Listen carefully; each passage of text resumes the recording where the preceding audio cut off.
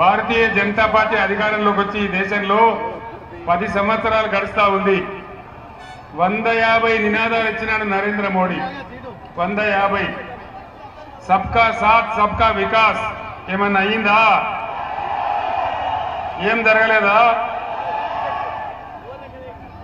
నరేంద్ర మోడీ చెప్పిండు ఆ రోజు బీజేపీని గెలిపిస్తే విదేశాలలో ఉన్న నల్లధనం తెచ్చి ప్రతి ఇంటికి 15 లక్షలు ఇస్తామన్నారు.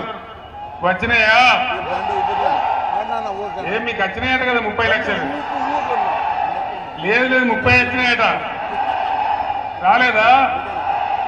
ఈటల రాజేందర్ చెప్తుండా? రాలేదా? మరి ఏం చేయాలి?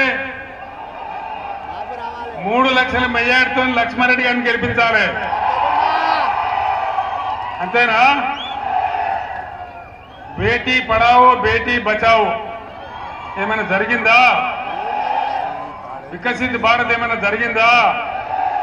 అమృత్ కాల్ వచ్చిందా? వచ్చే దీన్ని వచ్చినాయా? అంటే అంత వట్టి ట్రాషే, ఏమి లేదు. రూపాయి విలువ డాలర్ వ్యతిరేకంగా చూస్తే 84 రూపాయలకు పడిపోయింది. చాలా భయంకరంగా దెబ్బతిన్నది. ఎక్స్పోర్ట్స్ బంద్ అయిపోయినాయి, ఇంపోర్ట్స్ పెరిగినాయి, దేశం యొక్క విదేశీ మారక నిల్వలు పడిపోయినాయి.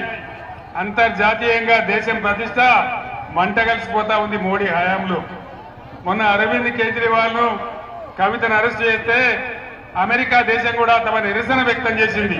అంతర్జాతీయంగా విశ్వగురువు అని ప్రచారం చేసే మోదీ విశ్వం మొత్తం మీద దేశ ప్రతిష్టను మంటగలుపుతా ఉన్నాడు. వాళ్ళు చేసేది ఏం లేదు, అంత వాటి ట్రాషే తప్ప బీజేపీ వల్ల ఒరిగేదేం లేదు, జరిగేదేం లేదు. పైగా మోడీ మనకు మోసం చేసినాడు. హైదరాబాద్ నగరంలో బీఆర్ఎస్ ప్రభుత్వ హయాంలో ఐటీ రంగాన్ని ఎంత అభివృద్ధి చేసినామో మీకు తెలుసు. ఐటీ